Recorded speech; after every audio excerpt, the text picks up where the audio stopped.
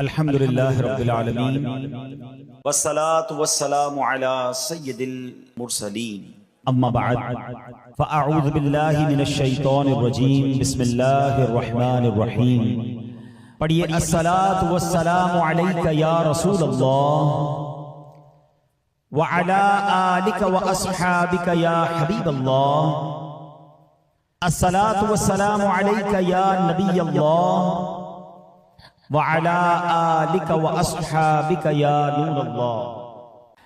درود پاک پڑھنے کے بے شمار فضائل و برکات ہیں۔ اللہ پاک کے آخری نبی رسول ہاشمی صلی اللہ تعالی علیہ وآلہ وسلم نے نماز کے بعد حمد و ثنا اور درود شریف پڑھنے والے سے فرمایا، دعا مانگ قبول کی جائے گی، سوال کر دیا جائے گا۔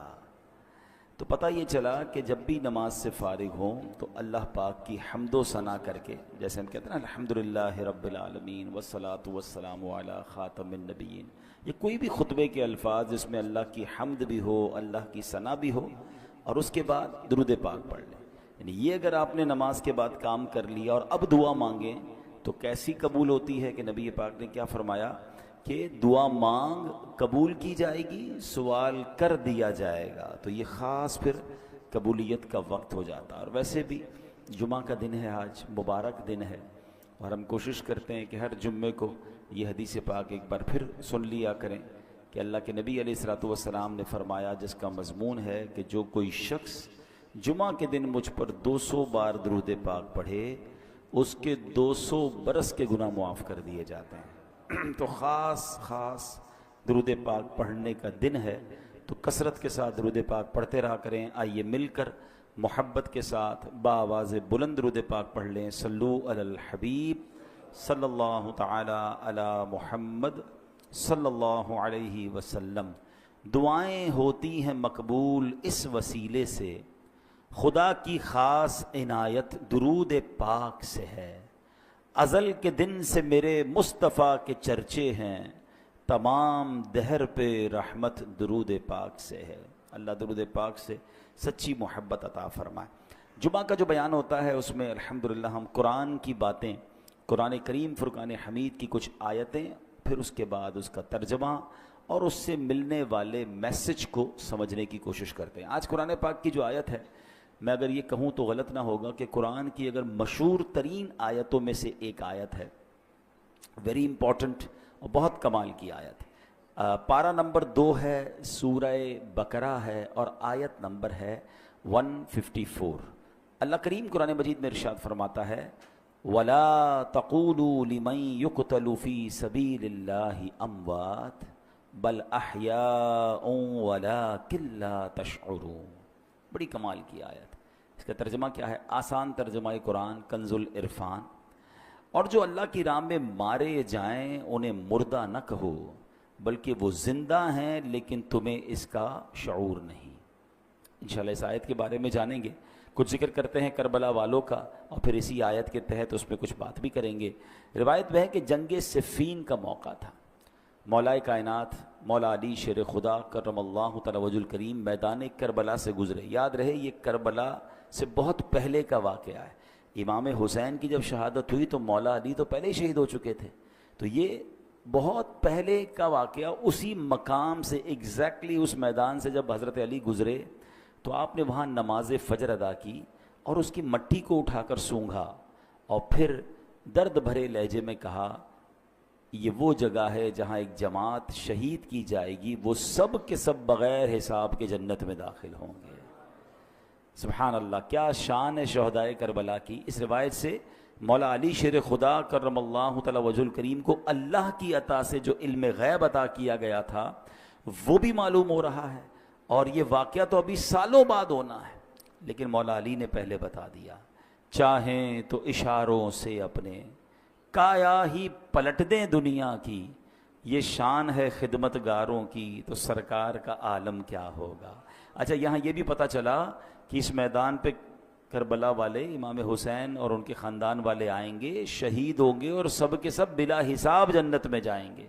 یہ بھی ان کا مقام پتہ چل رہا ہے۔ اب آتے ہیں آیت کریمہ کی طرف۔ اب کربلا میں شریک ہونے والے خوش نصیب حسینیوں کے بڑے بڑے فضائل ہیں. ان میں بعض تو صحابہ تھے، اور ہمارا سچا پکا عقیدہ ہے کہ ہر صحابی جنتی ہے. پھر اس لشکر حسین میں صحابہ بھی تھے، تابعین بھی تھے، یعنی وہ خوش نصیب تھے کہ جنہوں نے صحابہ کرام علیہم الرضوان کی صحبت پائی. یہ بھی بڑے اونچے رتبے والے تھے. پھر ان کا امام عالی مقام امام حسین کے ساتھ کربلا میں شریک ہونا، آپ پر اپنی جانیں قربان کرنا، یہ ایک اور عظیم فضیلت بنتی ہے. اللہ اکبر. اور پھر انہیں ایک اور بڑا مرتبہ کیا ملا کہ اللہ کریم نے انہیں شہادت عطا فرمائی. شہادت بہت بلند مرتبہ ہے، جیسا کہ ہم نے بھی قرآن پاک کی آیت میں سنا، وَلَا تَقُولُوا لِمَن يُقْتَلُ فِي سَبِيلِ اللَّهِ أَمْوَاتٌ بَلْ أَحْيَاءٌ وَلَٰكِن لَّا تَشْعُرُونَ. اور جو اللہ کی راہ میں مارے جائیں انہیں مردہ نہ کہو، بلکہ وہ زندہ ہیں لیکن تمہیں اس کا شعور نہیں. اب ذرا غور کیجئے، شہیدوں کی شان کیسی نرالی ہے. آدمی راہ خدا میں جہاد کرتے ہوئے لڑتے ہوئے مارا گیا، وفات ہو گئی، سر کٹ گیا، روح بدن سے نکل گئی، اسے کفن پہنایا، اس کی نماز جنازہ پڑھی، قبر میں اتارا. ظاہری آنکھیں دیکھ رہی ہیں کہ جناب آدمی کا انتقال ہو گیا ہے، مگر قرآن کیا کہہ رہا ہے؟ فرمایا خبردار یہ شہید ہیں، انہیں ہرگز مردہ نہ کہو بلکہ یہ زندہ ہیں، تمہیں شعور نہیں ہے. ہے نا عجیب بات؟ بھائی آنکھیں کہ دیکھ رہی ہیں کہ انتقال ہو گیا ہے، کفن پہنایا، جنازہ ہوا، قبر میں اتار دیا. بلکہ ایک اور قرآن کی آیت میں کیا ارشاد ہوتا ہے؟ وَلَا تَحْسَبَنَّ الَّذِينَ قُتِلُوا فِي سَبِيلِ اللَّهِ أَمْوَاتًا. قرآن کہتا ہے جو اللہ کی راہ میں شہید کیے گئے ہرگز انہیں مردہ خیال نہ کرنا. اللہ اکبر. یعنی کہنا تو دور کی بات ہے، اپنے دل میں بھی شہید کو مردہ بھی سوچنا بھی نہیں ہے. دو آیتیں یاد رکھیے کہ ایک جگہ کہا کہ انہیں مردہ نہ کہو، یہ زندہ ہیں، تمہیں شعور نہیں ہے. دوسری جگہ فرمایا ان کے بارے میں مرنے یعنی موت کا، یعنی یہ مردہ ہو گئے، اس بات کا خیال بھی دل میں نہیں لانا ہے. اللہ اکبر. کیوں؟ کیونکہ یہ دنیا سے چلا گیا ہے، اللہ پاک کے ہاں اب بھی زندہ ہے، اسے رزق دیا جاتا ہے. اب ذرا آگے چلتے ہیں. ڈاکٹر اقبال نے ایک سمجھ لے کہ بہت پیاری تشریح زندگی کی ہے. وہ لکھتے ہیں برتر از اندیشہ سود و ضیاء ہے زندگی، ہے کبھی جاں کبھی تسلیم جاں ہے زندگی. مطلب کیا ہے کہ یعنی زندگی نفع و نقصان سے بڑھ کر کوئی چیز ہے. سانسیں لیتے رہنا بھی زندگی ہے، اور اللہ پاک کے نام پر سر قربان کر دینا بھی زندگی ہے. موت کو سمجھے ہیں غافل اختتام زندگی، موت کو سمجھے ہیں غافل اختتام زندگی، ہے یہ شام زندگی صبح دوام زندگی. یعنی یہ غافل لوگ سمجھیں کہ بھئی موت ہو گئی تو زندگی ختم ہو جائے گی. نہیں، بلکہ موت زندگی کا اختتام نہیں ہے. ہاں، موت ایک موڑ ہے جہاں سے بندہ فانی زندگی سے نکل کر دائمی اور حقیقی زندگی کا آغاز کرتا ہے. اور یہی ہمارا عقیدہ ہے. ہم اس دنیا میں ایک فانی زندگی گزارنے آئے ہیں. اصل تو جو دائمی ہماری زندگی ہے، ہمیشہ رہنے والی زندگی ہے، جو لمبا عرصہ رہنا ہے، وہ تو آخرت کا ہے. یہاں تھوڑا ٹائم آئے ہیں. پرابلم پتہ کیا ہے کہ ہم اس تھوڑے ٹائم کی فکر زیادہ کر رہے ہیں، اور جو بڑا ٹائم ہے اس کی فکر چھوڑ دی ہے. مثال کے طور پہ آپ دیکھیں نا کہ کچھ لوگوں سے پوچھا جائے کہ یار میں نے ایک جگہ، اب مثال کے طور پہ آپ جاتے ہیں کہیں ٹریول پہ جاتے ہیں 1 مہینے کے لیے، 15 دن کے لیے، تو آپ 15 دن 1 مہینے کے لیے جا کر وہاں گھر تو نہیں خریدتے نا. آپ کرائے کا گھر لے لیں گے، آپ ہوٹل میں رہ لیں گے، ٹھیک ہے نا. 1-2 بیگ ساتھ لے جائیں گے، پورا گھر اٹھا کے تو نہیں لے جائیں گے. کیوں؟ آپ کہیں گے واپس تو یہیں آنا ہے نا. اصل تو میرا گھر یہ ہے، میں تو ٹریولر کی حیثیت سے، بندہ کرائے کے گھر میں زیادہ خرچ نہیں کرتا. کہتا ہے گھر کرائے کا ہے، اتنا سارا اس کے اوپر لگا دوں گا، میرا تھوڑی ہے، میں تو چھوڑ کے چلے جانا ہے، کچھ عرصے کے لیے آیا ہوں. کراچی میں بھی کچھ لوگ ایسے ہوتے ہیں جو دیگر شہروں سے جاب کرنے آتے ہیں، کاروبار کرنے آتے ہیں، مگر اصل ان کا دھیان کیا ہوتا ہے کہ میری فیملی گاؤں میں ہے یا فلاں علاقے میں ہے، میں نے وہاں جانا ہے، میں نے گھر بھی بنانا ہے تو وہاں بنانا ہے، کیونکہ میرا مستقل ٹھکانہ یہ نہیں ہے. دنیا میں یہ ساری لاجک سمجھ آتی ہیں، مگر یہ کیوں نہیں سمجھ آتا کہ ایکچولی یہ پوری دنیا ہی میرا ٹھکانہ نہیں ہے. میں یہاں مسافر کی حیثیت سے ہوں. کوئی 50 سال کے لیے آیا ہے، کوئی 60 سال کے لیے آیا ہے، کوئی 70 سال کے بعد چلا جائے گا. ماں باپ کی دعا لگ گئی تو 80-100 سال اس کے بعد تو چلا ہی جائے گا نا. وہاں 25-50-100 سال کی کہانی نہیں ہے.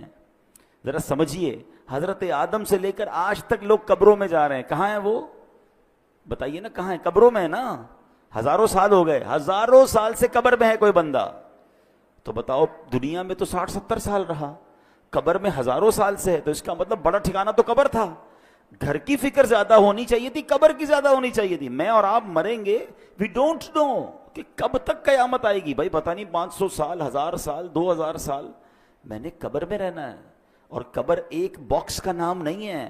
یہ غیر مسلموں کا عقیدہ ضرور ہوتا ہوگا کہ جناب بندہ قبر میں جائے اور اس کے بعد اس کا فنش سب ختم. نہیں، ہمارا ایمان ہے کہ قبر میں حساب سوال بھی ہوں گے، قبر میں جناب عذاب اور جزا ہوگی. نبی پاک علیہ الصلوۃ والسلام نے واضح طور پر فرمایا، میرا ایمان، میں نے کلمہ پڑھا اپنے نبی علیہ السلام کا، ان کا فرمان میرے لیے آخری دلیل. میرے آقا فرماتے ہیں جس کا مضمون ہے قبر 2 طرح کی ہوتی ہے. قبرستان جاتے ہیں نا، قبرستان میں اوپر سے قبریں ایک جیسی دکھتی ہیں. ہاں، وہ ایک جملہ ہے نا محاورہ، قبر کا حال مردہ جانتا. بالکل ٹھیک ہے.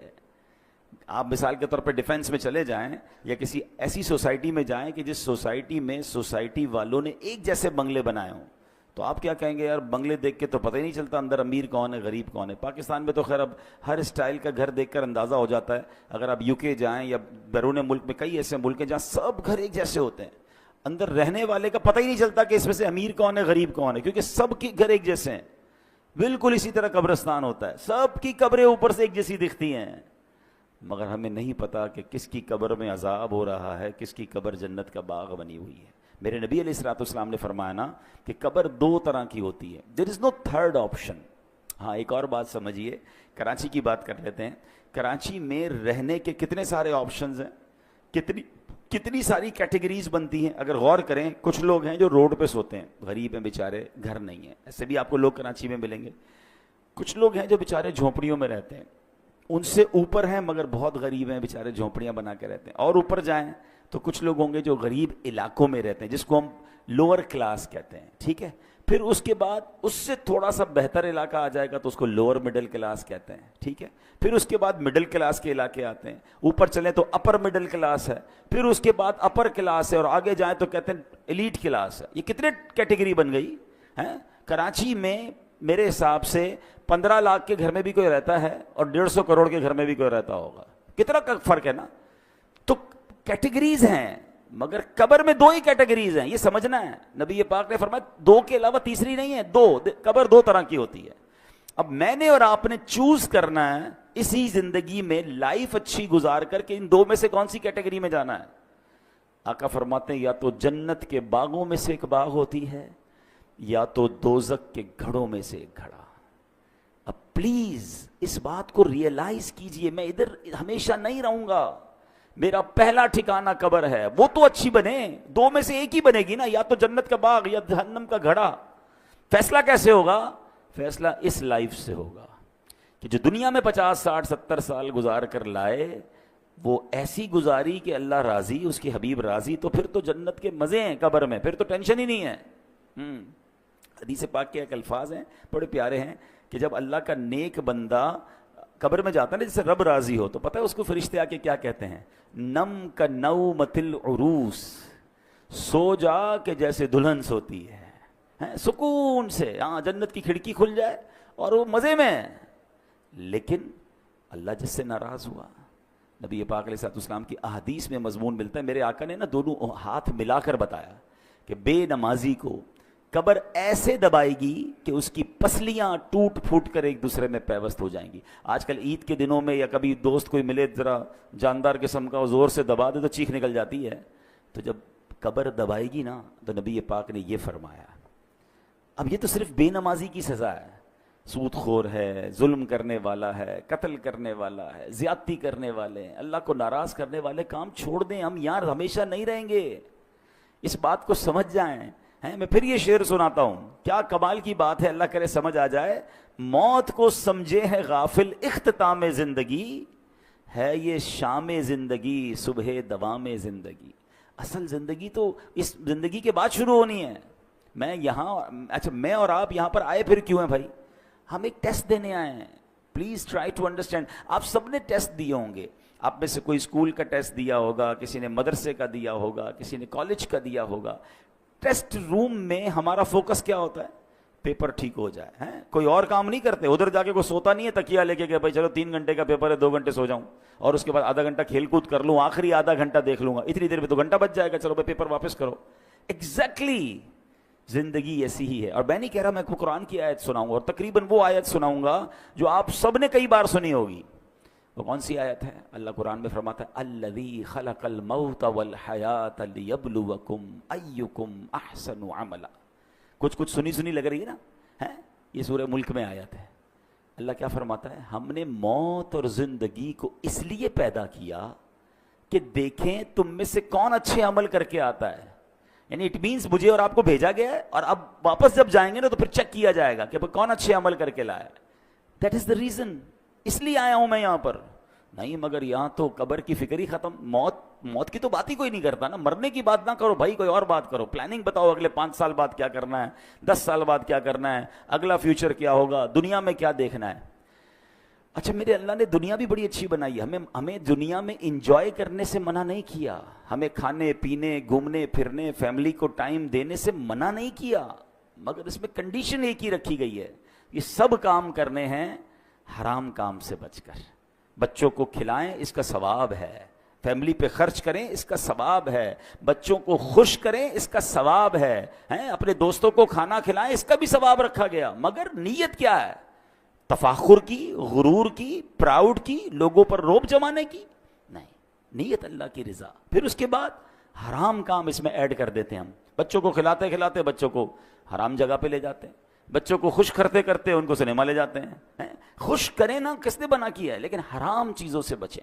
تو ایسی بہت ساری ڈیٹیل ہے, لیکن میں نے بس چلے, میرا موضوع چونکہ آج شہید ہے, لیکن بات چلی تو میں اس طرف لے گیا کہ مجھے اور آپ کو بھی جس طرح دنیا میں اپنے گھر کی فکر ہے, جس طرح دنیا میں رہنے کے کل کیا ہوگا, سال بعد کیا ہوگا, 5 سال بعد کیا ہوگا, سوچتے رہتے ہیں.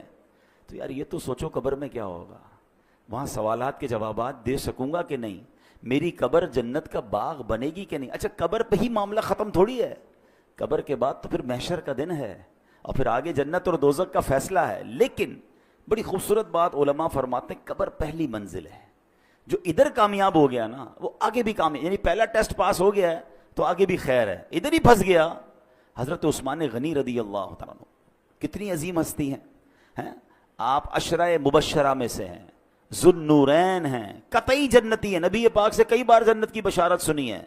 مگر جب قبرستان جاتے تھے نا تو زارو کتار روتے تھے, داڑھی آنسوؤں سے تر ہو جاتی تھی. تو کسی نے کہا آپ کے سامنے محشر کا ذکر ہوتا ہے, آپ نہیں روتے, جہنم کا ذکر ہوتا ہے, اتنا نہیں روتے, لیکن آپ جب قبرستان جاتے ہیں تو بہت روتے ہیں. تو کمال کی بات فرمائی, فرماتے قبر ہی پہلی منزل ہے, جو ادھر کامیاب ہو گیا وہ آگے بھی کامیاب ہو گیا. تو please try to prepare beautiful grave for you. اپنی بہترین قبر بنانے کی کوشش کرنی ہے. وہ پیسوں سے نہیں ہوگی کہ میں کہوں بھائی میرے مرنے کے بعد ماربل والی قبر بنا دینا. آپ ماربل نہیں, سونے کی قبر بنا لیں. اگر اللہ ناراض ہے تو اندر عذاب ہو رہا ہوگا. باہر کا قبر کا کوئی کمال نہیں ہے, اندر کی کہانی اور ہے. اللہ کرے یہ بات مجھے بھی سمجھ آ جائے, یہ بات آپ کو بھی سمجھ آ جائے. اب امام حسین رضی اللہ تعالیٰ عنہ کی بات چل رہی ہے, شہیدوں کی بات چل رہی ہے. حضرت زید بن ارقم رضی اللہ تعالیٰ عنہ, شہید زندہ ہوتا ہے نا. اب ذرا سنیے گا واقعہ, میں امام حسین کا واقعہ سنانے لگا ہوں. صحابی رسول ہیں حضرت زید بن ارقم, کہتے ہیں جب یزیدی لشکر نے ظلم پہ ظلم ڈھایا کہ امام علی مقام کے سر انور کو معاذ اللہ جب نیزے پر اٹھا لیا گیا, شہید کر کے سر مبارک کو معاذ اللہ کٹ کر کے اب نیزے پر اٹھا کر اسے گلی گلی لیے پھرتے تھے. اللہ اکبر. وہ سمجھتے تھے کہ ہم ان کو معاذ اللہ ان کی عزت ختم کر رہے ہیں, بلکہ یہ نیزے پر سر مبارک کو لے کر گھومنا بھی ان کی عزتوں کو بڑھا رہا تھا. کیا خوبصورت بات شاعر لکھتے ہیں نا, سر شہیدان محبت کے ہیں نیزوں پر بلند, اور اونچی کی خدا نے قدر و شان اہل بیت. تو وہ کہتے ہیں کہ جب میں نے دیکھا کہ امام حسین کے سر کو لے جایا جا رہا ہے تو میں اپنے مکان کے اوپر والے حصے میں تھا, بالا خانے میں تھا. تو بدبخت یزیدی جب نبی حضرت امام حسین کے سر انور کو لے کر جا رہے تھے نا, تو میں نے امام حسین کے منہ مبارک سے یعنی سر سے تلاوت کی آواز سنی, اور آپ یہ آیت پڑھ رہے تھے سورہ کہف کی, ام حسبت ان اصحاب الکہف والرقیم کانوا من آیاتنا عجبا، کیا تمہیں معلوم ہوا کہ پہاڑی، غار اور جنگل کے کنارے والے وہ ہماری نشانیوں میں سے ایک عجیب نشانی تھے۔ اللہ اکبر۔ عبادت ہو تو ایسی ہو، تلاوت ہو تو ایسی ہو، سرے شبیر تو نیزے پہ بھی قرآن سناتا ہے۔ یہاں امام حسین کے چاہنے والوں کو ایک میسج بھی ہے کہ میرے امام تو تلوار پر، نیزے پر بھی قرآن پڑھتے تھے، اور آج پنجتن کے غلام کہلانے والوں کو کیا قرآن پڑھنا آتا ہے؟ اور پھر آتا ہے تو پڑھتے کتنا ہے؟ ایسا نہ کریں۔ حسینی طریقہ یہ ہے کہ ہم روز جو ہے قرآن پاک کی تلاوت کریں۔ عرب کے کسی عقل مند نے بڑی پیاری بات کہی، لکھتا ہے ان الناس یعیشون ویموتون لیکن الشہداء یعیشون ویعیشون، کہتے ہیں انسان جیتے رہتے ہیں پھر مر جاتے ہیں، مگر شہید جیتے ہیں پھر شہید ہو کر ہمیشہ کی زندگی کو پا لیتے ہیں۔ تو شہیدوں کا مرتبہ تو بڑے کمال کے ہیں۔ اللہ اکبر۔ علماء کہتے ہیں کہ شہید کیوں کہا جاتا ہے، لفظ شہید کیوں کہا جاتا ہے؟ تو کہا کیونکہ شہید زندہ ہوتا ہے اور اس کی روح ہمیشہ حاضر رہتی، کیونکہ شہید کے جو لفظی معنی ہے نا وہ ہے حاضر کے، ٹھیک ہے، حاضر، موجود، گواہ، یہ شہید کے ایگزیکٹلی معنی ہے۔ تو جو اللہ کی راہ میں شہید ہوتے ہیں ان کو شہید کیوں کہتے ہیں؟ فرمایا کہ شہید تو زندہ ہوتا ہے، اس کی روح ہمیشہ حاضر ہی رہتی ہے، لہٰذا اسے شہید کہا جاتا ہے۔ ایک وجہ فرمائی کہ اللہ پاک اور فرشتے اس کے جنتی ہونے کے گواہ ہو جاتے ہیں، اس لیے اس کو شہید کہا جاتا ہے۔ جیسے اس کی روح نکلتی ہے، جنتی انعامات دیکھ لیتی ہے، یہ روح نکلتے وقت صرف رحمت کے فرشتوں کو دیکھتا ہے، عذاب کے فرشتوں کو نہیں دیکھتا، اور شہید کے لیے فرشتے اس کے اچھے خاتمے کے گواہ ہوتے ہیں، اس لیے اس کو شہید کہا جاتا ہے۔ اللہ اکبر۔ مفتی احمد یار خان نعیمی رحمۃ اللہ تعالی علیہ نے اس کی بڑی پیاری وجہ لکھی، وہ فرماتے ہیں دیگر مسلمان قیامت کے دن حساب کتاب سے فارغ ہو کر جنت میں پہنچیں گے، اس سے پہلے ان کی قبر میں جنت کی ایک کھڑکی کھولی جاتی ہے، مگر شہید وہ خوش بخت ہے کہ روح نکلتے ہی وہ ڈائریکٹ جنت میں پہنچ جاتا ہے، وہاں کی سیر بھی کرتا ہے، وہاں کے رزق بھی کھاتا ہے۔ تو یہ مرتبہ ہوتا ہے شہید کا۔ اور شہید سے اللہ کریم جب قیامت کے دن پوچھے گا نا کہ اور تمہیں کچھ چاہیے، تو کہیں گے یا اللہ تو نے جنت کی سیر کی اجازت دی ہے، ہم جنت کا نعمتیں کھاتے ہیں، اور کیا چاہیے؟ اور کچھ چاہیے۔ جب 3 بار سوال ہوگا، اللہ اکبر، تو پھر شہید کہے گا کہ یا اللہ مجھے واپس بھیج دے، میں پھر تیری راہ میں شہید ہونا چاہتا ہوں۔ شہادت کا مرتبہ اور اس کا لطف اور اس کا مزہ یہ ہے کہ بندہ پھر شہید ہونا چاہتا ہے۔ تو یہ ہے شہیدوں کا مرتبہ اور کمال۔ اے میرے پیارے اسلامی بھائیوں، اب نبی پاک علیہ الصلوۃ والسلام ایک بار منبر پر خطبہ ارشاد فرما رہے تھے۔ ایک صحابی حاضر ہوئے، یا رسول اللہ صلی اللہ علیہ وسلم، اگر میں ثواب کی امید پر راہ خدا میں لڑوں، بہادری بھی دکھاؤں، پیٹھ پھیر کر نہ بھاگوں، آخر شہید ہو جاؤں، تو کیا میرے سارے گناہ بخش دیے جائیں گے؟ فرمایا ہاں تمہارے سارے گناہ بخش دیے جائیں گے، مگر قرض کی معافی نہیں ہوگی۔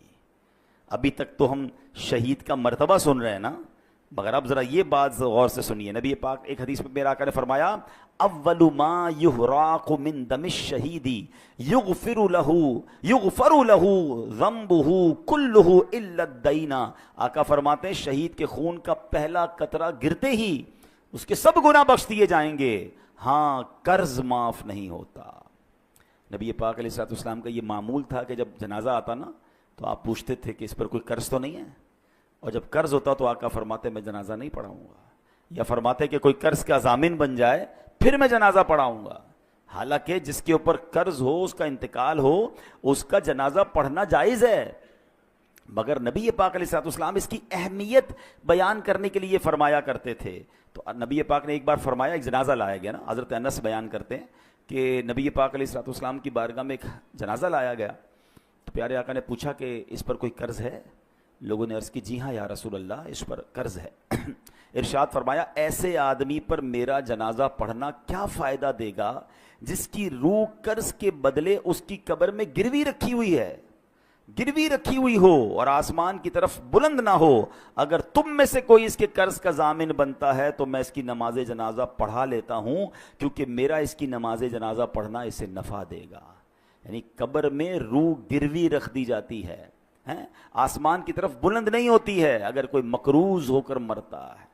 اے میرے پیارے اسلامی بھائیوں، آج کتنا یہ چیز وبا عام ہو گئی ہے، لوگ لاکھوں روپے دبا لیتے ہیں۔ کاروباری لوگ مجھے سن رہے ہیں، بعد میں یہ بیان سنا جائے گا، کبھی بھی قرض نہ لیں، قرض کی کوشش کریں کہ آپ پر قرض ہی نہ آئے، لیکن اگر قرض لیں تو پھر اسے وقت پر ادا کریں۔ ہاں آج کل تو معاملہ ہی الگ ہے نا، قرض لیتے وقت بندہ اور ہوتا ہے اور لینے کے بعد انداز ہی بدل جاتا ہے۔ بندہ کہتا ہے یہ وہی آدمی تھا جس کو پیسے دیے، بڑی منتیں کر کے بڑی ریکویسٹ کر کے پیسے لیے تھے، اب پیسے لینے کے بعد نہ فون اٹھا رہا ہے نہ جواب دے رہا ہے، بیچارہ جس کے پیسے وہ دھکے کھا رہا ہے۔ یہ نہ کیا کریں۔ روایتوں میں آتا ہے اگر کسی نے کسی کی رقم دینی ہے اور پیسے ہوتے ہوئے نہیں دے رہا ہے، ایک تو نا کہ ختم ہو گیا، اس کی الگ ایک پوری تفصیل ہے، لیکن اگر اس کے پاس ایسا کچھ ہے کہ اپنا سامان بیچ کر اپنی تمام چیزیں بیچ کر قرض ادا کر سکتا ہے تو اس کو کرنا پڑے گا، ورنہ ہر لمحے گناہ گار ہو رہا ہے، اس کے گناہوں کا میٹر شروع ہو رہا ہے۔ تو کبھی بھی ایسا نہ کریں، قرض لیں تو اچھی نیتوں سے لیں، وقت سے پہلے لوٹائیں، پھنس گئے ہیں تو جواب تو دیں، رپلائی تو دیں، اس کے پاس جا کر معذرت کریں اس سے کہ بھائی میں پریشان ہوں، مجھے تھوڑا اور وقت دے دو۔ لیکن اب تو معاملہ ہی الگ ہے، بندہ ہی غائب ہو جاتا ہے۔ آج غائب ہو جاؤ گے پھر کیا ہوگا قبر میں؟ پتہ ہے قیامت کے دن ان پیسوں کے بدلے نیکیاں دینی پڑیں گی۔ وہاں پیسے نہیں ہوں گے کہ بھائی یا اللہ میں نے اس کے 2 لاکھ لیے تھے، محشر کے دن میں 2 لاکھ دے رہا ہوں، نہیں، وہاں چیک بک نہیں ہوگی۔ وہاں کیا ہوگا؟ روایتوں میں آتا ہے کہ جو اعلیٰ حضرت امام اہل سنت لکھتے ہیں کہ جو کسی کے 3 پیسے جان بوجھ کر دبا لے، 3 پیسوں کی ویلیو کیا ہے؟ آج کل تو لوگ پتہ نہیں کتنا زمینوں پہ قبضہ کر رہے ہیں، پیسے دبا رہے ہیں۔ فرمایا اسے قیامت کے دن 700 مقبول با جماعت نمازیں دینی پڑ جائیں گی۔ ایک طرف 3 پیسے ہوں گے، اس کے بدلے دینا کیا پڑے گا؟ 700، وہ بھی مقبول با جماعت نمازیں۔ جس نے کروڑوں کھائے ہیں، جس نے زمینوں پہ قبضہ کیا ہے، جو لوگوں کا پیسہ نہیں لوٹا رہا ہے، وہ کیا جواب دے گا قیامت؟ نبی پاک نے جنازہ پڑھانے سے منع فرما دیا۔ اے میرے پیارے اسلام بھائی، نبی پاک نے ارشاد فرمایا جن گناہوں سے اللہ پاک نے منع کیا ہے ان میں سے رب کریم کے نزدیک سب سے بڑا جرم یہ ہے کہ انسان قرض لے کر مرے جس کی ادائیگی کے لیے مال نہ چھوڑے۔ تو یہ نہ کیا کریں۔ ہاں اب ایک اور پرابلم، پیسے لیے کاروبار میں تو چلتا رہتا ہے، بھائی کسی کا کریڈٹ ہے، کسی کا ڈیٹ ہے، میں نے کسی کو پیسے دینے ہیں، کسی سے لینے ہیں، لیکن اس کو اچھی طریقے سے لکھت پڑھت کریں، وقت پر پیسے دیا کریں، اور اگر آپ کو لگتا ہے کہ ابھی جس کو دینے وہ نہیں مل رہا یا آگے پیچھے ہو گیا تو اس کو وصیت کر کے جائیں، اپنے بچوں کو بتا کر جائیں۔ کسی کا انتقال ہوتا ہے، اگلے لوگ پریشان ہو جاتے ہیں کہ یار اس نے کسی کو گھر میں بتایا نہیں میرے پیسے ہیں۔ یعنی کتنی عجیب بات ہے کہ میں نے کسی کو رقم دینی ہے یا اس کی کوئی امانت میرے پاس ہے، میرے سوا کسی کو پتہ ہی نہیں ہے۔ یہ بہت بڑی بے وقوفی اور جہالت ہے جو عذاب قبر میں گرفتار کر سکتی ہے۔ بھائی اگر آپ کو کسی نے امانت دی ہے، کوئی رقم دی ہے، تو آپ لکھیں، اس کو اپنے بچوں کو بتائیں، اس کو بھی بتا دیں کہ بھائی مجھے کچھ ہو گیا تو یہ میرا بیٹا ہے، یہ میری فیملی ہے، تمہیں یہاں سے مل جائیں گے، تاکہ اس کو بھی تسلی ہو۔ آج کل تو اچھا یہ بھی ہمارے لوگ بھی بڑے بھولے بھالے ہیں، کروڑوں روپے کا کاروبار کریں گے، گھر میں کسی کو نہیں جانتے، صرف اسی کو جانتے ہیں، نہ اس کے بیٹے کا پتہ نہ گھر کا پتہ، بعض اوقات تو گھر کدھر ہے یہ بھی نہیں پتا۔ تو اگر جینے کی تمنا ہے تو کچھ پہچان پیدا کر ہیں، تبھی تو شریعت کہتی ہے نا کہ لکھت پڑھت کر لیں، کوئی کانٹریکٹ کر لیں، 2 گواہ ہونے چاہیے، کل کچھ ہو گیا تو آپ کے پاس کوئی چیز تو ہو۔ یہاں ہماری بھی غلطی ہوتی ہے، لیکن بالخصوص ان لوگوں کو سوچنا چاہیے کہ جن پر لوگوں کا آتا ہے اور انہوں نے دینے کا انتظام پراپر نہیں کیا، کیونکہ ہم تو چلے جائیں گے۔ ابھی میں نے بہت تفصیل سے بتایا کہ قبر کتنی بڑی ہماری منزل ہے۔ قبر میں اگر ہم عذاب سے بچنا چاہتے ہیں تو اپنے اوپر قرض چھوڑ کر نہ جائیں، اور اگر قرض چھوڑ کر جائیں تو اس کی وصیت ہو، اس کا انتظام ہو، اس کی سب سے پہلے دیکھیں نا، میت کے انتقال کے بعد شریعت کا حکم کیا ہے کہ اس کا مال ورثاء میں بعد میں تقسیم ہوگا، پہلے اس کا قرض ادا کیا جائے گا۔ لیکن میں نے اگر قرض بتایا ہی نہیں کسی کو گھر والوں کو، اور بعد میں گھر والوں کی تربیت بھی نہیں کی، بھائی ابو مر گئے، بھائی اب ابو سے بات کریں، ہم نے نہیں دینا، بیٹے بھی ایسے کہہ دیتے ہیں۔ ان بیٹوں کو بھی چاہیے، ان اولاد کو بھی چاہیے کہ اپنے باپ پر، مرحوم پر بوجھ نہ رکھیں قرض کا۔ کہ آپ نے حدیث پاک سن لی ہے کہ نبی پاک نے جنازہ پڑھانے سے انکار فرمایا، اس سے بڑی تنبیہ کیا ہو سکتی ہے؟ اللہ کرے کہ یہ بات ہمیں سمجھ آ جائے۔ ہم شہیدوں کے حوالے سے بات کر رہے تھے، اب یہاں پر ہم دیکھیں نا، آج کے دور میں تو جہاد کرنا، دشمن فوج سے لڑنا اسلامی ریاست میں پہلے فوج کا کام ہے۔ اللہ پاک ہمارے ان فوجی جوانوں کو سلامت رکھے جو ہماری سرحدوں کی حفاظت کرتے ہیں اور اللہ کی راہ میں شہید ہوتے ہیں، لیکن ہم کیسے شہید کا رتبہ پائیں؟ ہم تو سویلین ہیں۔ سبحان اللہ، ہمارا اسلام کتنا کمپلیٹ ہے۔ اب سنیے، نبی پاک علیہ السلام نے کیا خوبصورت فرمایا، من سأل اللہ الشہادۃ مخلصا اعطاہ اللہ اجر شہید وان مات علی فراشہ۔ میرے آقا فرماتے ہیں مسند امام احمد کی حدیث کہ جو سچے دل سے شہادت کی دعا کرے وہ اگرچہ بستر پر ہی مر جائے اللہ پاک اسے شہیدوں والا ثواب عطا فرمائے گا۔ ہم دعا تو کر سکتے ہیں نا کہ اللہ مجھے شہادت والی موت عطا فرما۔ اچھا، حضرت عمر فاروق رضی اللہ تعالیٰ کمال دیکھیں، آپ کی دعا کیا تھی؟ اللہم ارزقنا شہادتا فی سبیلک واجعل موتی فی بلد رسولک۔ اے اللہ مجھے شہادت والی تیری راہ میں موت بھی دے اور تیرے حبیب علیہ السلام کے شہر مدینے میں موت دے۔ اچھا، اس زمانے میں صحابہ کرام حیران ہوتے تھے کہ حضرت عمر کیسی دعا کر رہے ہیں، مدینہ کیپٹل ہے، اس پر تو حملہ نہیں ہونا، ادھر تو فوج بھی ہے، چیزیں ہیں، یہاں کیسے شہادت ملے گی ان کو؟ یہ دعا کرتے رہتے تھے۔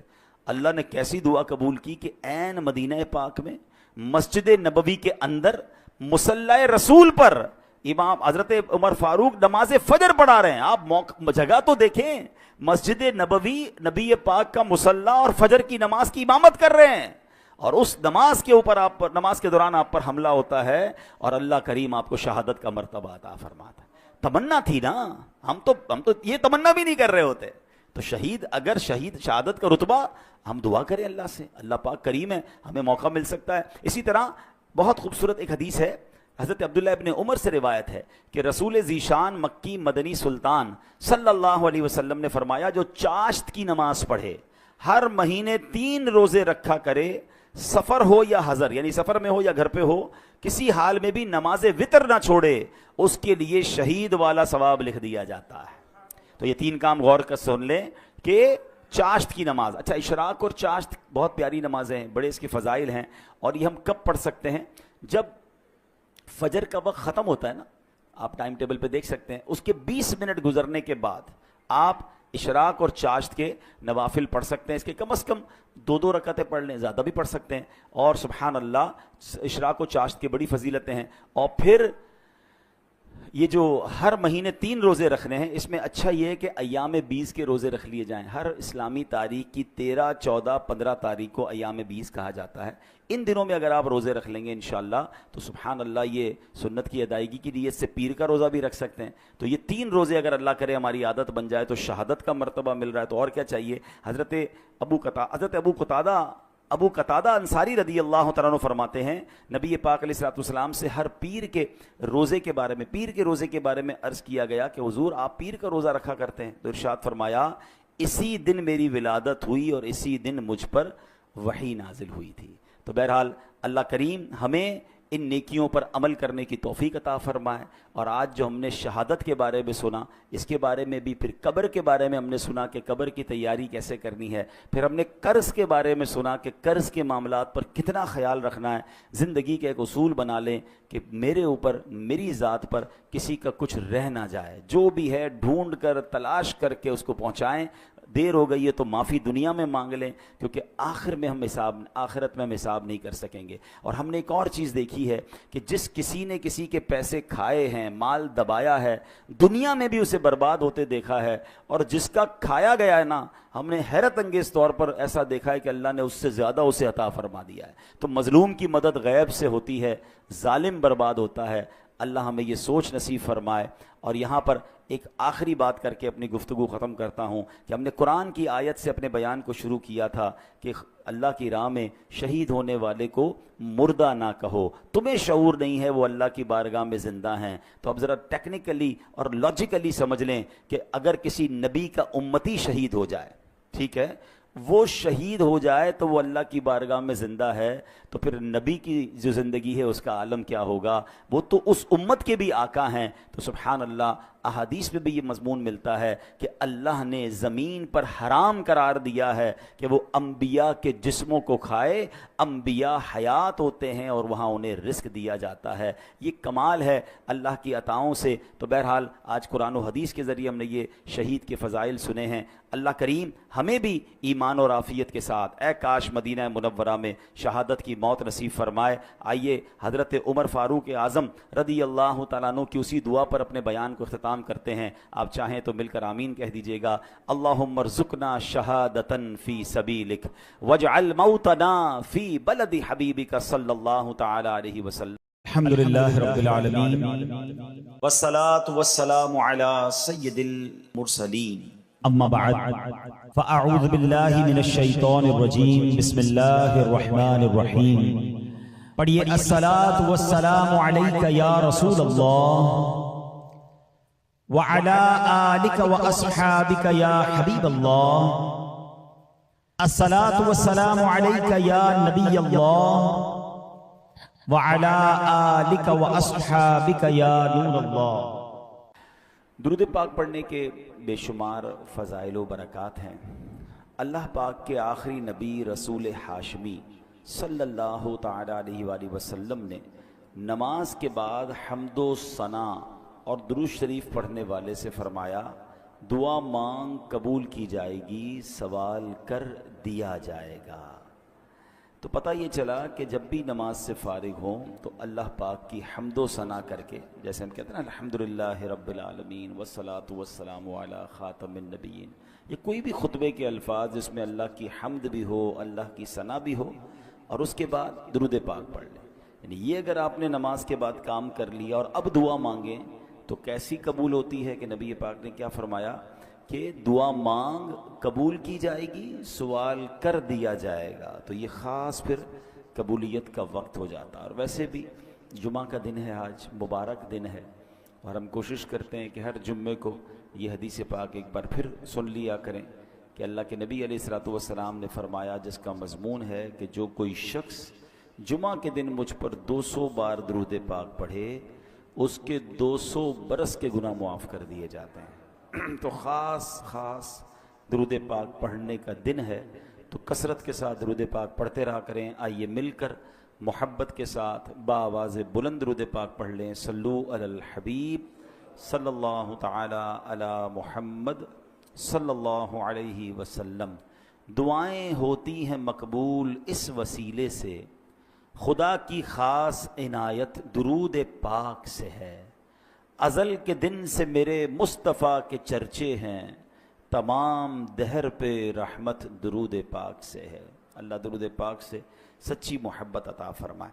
جمعہ کا جو بیان ہوتا ہے اس میں الحمدللہ ہم قرآن کی باتیں، قرآن کریم فرقان حمید کی کچھ آیتیں، پھر اس کے بعد اس کا ترجمہ اور اس سے ملنے والے میسج کو سمجھنے کی کوشش کرتے ہیں۔ آج قرآن پاک کی جو آیت ہے، میں اگر یہ کہوں تو غلط نہ ہوگا کہ قرآن کی اگر مشہور ترین آیتوں میں سے ایک آیت ہے، ویری امپورٹنٹ اور بہت کمال کی آیت ہے۔ پارہ نمبر 2 ہے، سورہ بقرہ ہے، اور آیت نمبر ہے 154۔ اللہ کریم قرآن مجید میں ارشاد فرماتا ہے وَلَا تَقُولُوا لِمَن يُقْتَلُ فِي سَبِيلِ اللَّهِ أَمْوَاتٌ بَلْ أَحْيَاءٌ وَلَٰكِن لَّا تَشْعُرُونَ۔ بڑی کمال کی آیت۔ اس کا ترجمہ کیا ہے؟ آسان ترجمہ قرآن کنز العرفان۔ اور جو اللہ کی راہ میں مارے جائیں انہیں مردہ نہ کہو، بلکہ وہ زندہ ہیں لیکن تمہیں اس کا شعور نہیں۔ انشاءاللہ اس آیت کے بارے میں جانیں گے، کچھ ذکر کرتے ہیں کربلا والوں کا، اور پھر اسی آیت کے تحت اس میں کچھ بات بھی کریں گے۔ روایت میں ہے کہ جنگ صفین کا موقع تھا، مولا کائنات مولا علی شیر خدا کرم اللہ تعالی وجہ الکریم میدان کربلا سے گزرے۔ یاد رہے یہ کربلا سے بہت پہلے کا واقعہ ہے۔ امام حسین کی جب شہادت ہوئی تو مولا علی تو پہلے ہی شہید ہو چکے تھے، تو یہ بہت پہلے کا واقعہ۔ اسی مقام سے ایگزیکٹلی اس میدان سے جب حضرت علی گزرے تو آپ نے وہاں نماز فجر ادا کی اور اس کی مٹی کو اٹھا کر سونگھا، اور پھر درد بھرے لہجے میں کہا یہ وہ جگہ ہے جہاں ایک جماعت شہید کی جائے گی، وہ سب کے سب بغیر حساب کے جنت میں داخل ہوں گے۔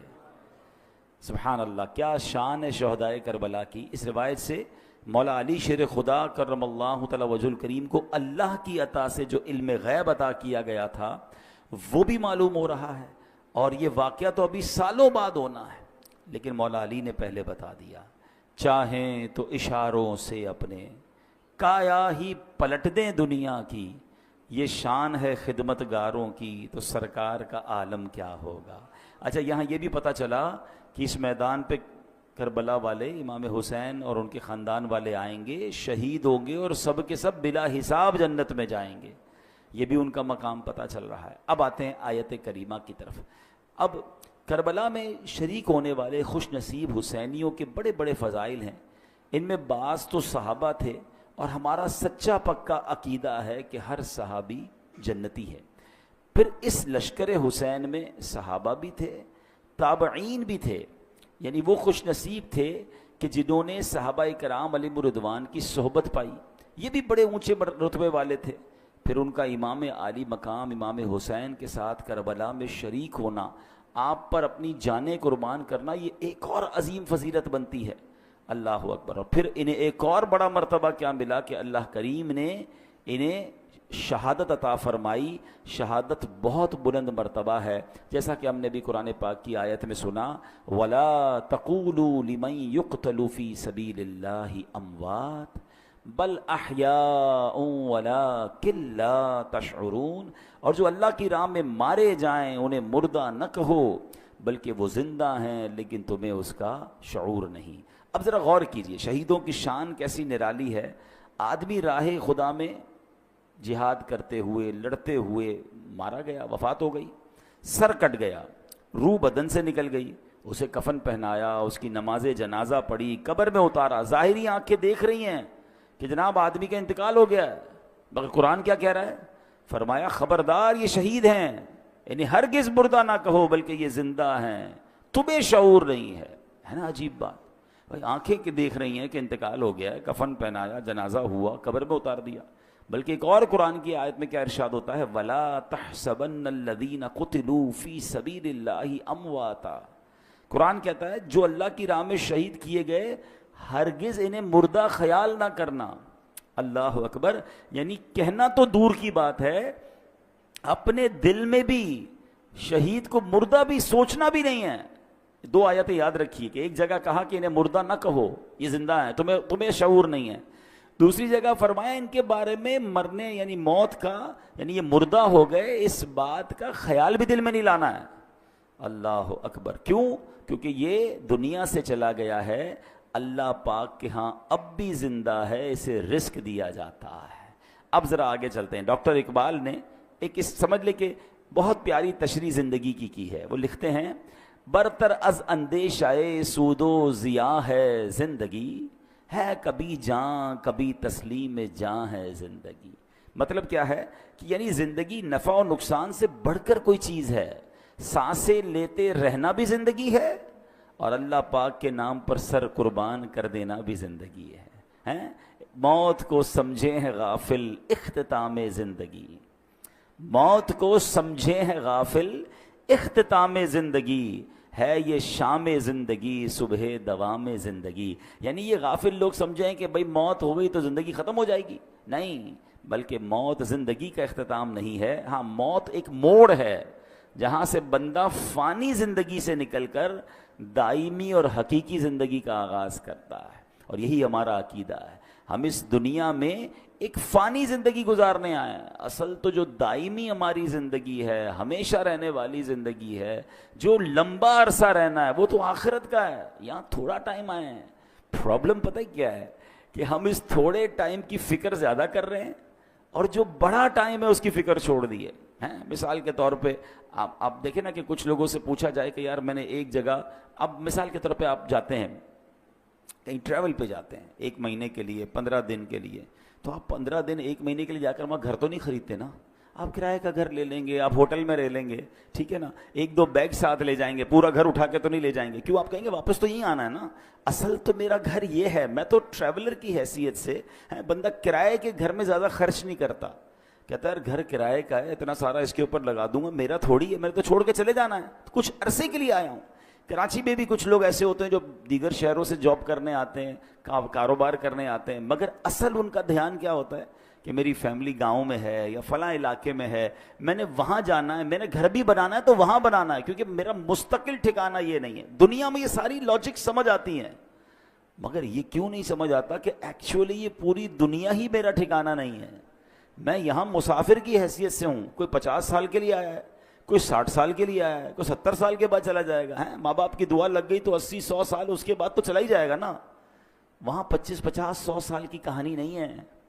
ذرا سمجھیے، حضرت آدم سے لے کر آج تک لوگ قبروں میں جا رہے ہیں. کہاں ہیں وہ؟ بتائیے نا، کہاں ہیں؟ قبروں میں ہے نا. ہزاروں سال ہو گئے، ہزاروں سال سے قبر میں ہے کوئی بندہ، تو بتاؤ دنیا میں تو 60-70 سال رہا، قبر میں ہزاروں سال سے ہے، تو اس کا مطلب بڑا ٹھکانہ تو قبر تھا۔ گھر کی فکر زیادہ ہونی چاہیے تھی، قبر کی زیادہ ہونی چاہیے تھی۔ میں اور آپ مریں گے، وی ڈونٹ نو کہ کب تک قیامت آئے گی، بھائی پتہ نہیں 500 سال، 1000 سال، 2000 سال، میں نے قبر میں رہنا ہے۔ اور قبر ایک باکس کا نام نہیں ہے، یہ غیر مسلم